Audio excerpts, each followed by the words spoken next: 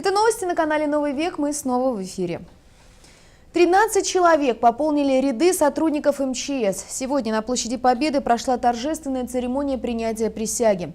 Новобранцы поклялись защищать республику, его жителей от пожаров и чрезвычайных ситуаций. Кроме того, на торжественной церемонии отметили и уже действующих сотрудников. Им вручили награды и медали. Пожарная охрана Тувы имеет давнюю историю, в которой есть подвиги, самоотверженный труд и традиции, сложившиеся на протяжении многих десятилетий. В этом году ведомство отмечает 90-летие государственного пожарного надзора и 91-ю годовщину со дня образования пожарной охраны Тувы. С поздравительной речью торжественную церемонию открыл начальник главного управления МЧС региона Андрей Назаров. Поздравляю вас с 91-й годовщиной образования пожарной охраны Республики Тыва и 90-й годовщиной образования государственного пожарного надзора.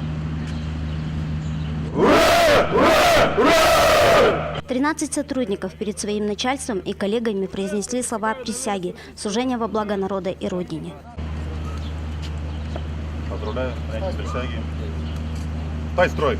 Есть.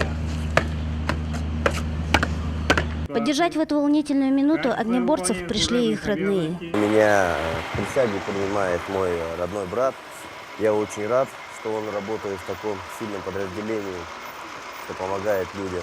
Также в данном подразделении работает моя мама. И также я работал сам. У нас вот династия, которая работает в данном подразделении ФПС, МЧС. Мы пришли сюда сегодня посмотреть зятя на зятя. Он принимает сегодня присягу, я за него очень рада. Помимо клятв на торжественном собрании вручили благодарственные письма и медали за безупречную службу.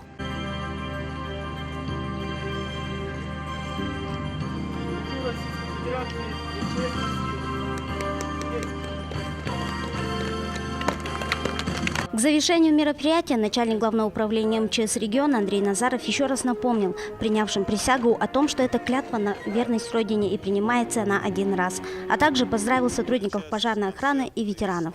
Хотелось в этот праздничный день поздравить всех ветеранов, служивших в Государственной противопожарной службе, пожарной охране Республики Тыва, всех сотрудников, всех работников Федеральной противопожарной службы и членов их семей с этим праздником. Пожелать успехов, здоровья, семейного благополучия и всего самого наилучшего.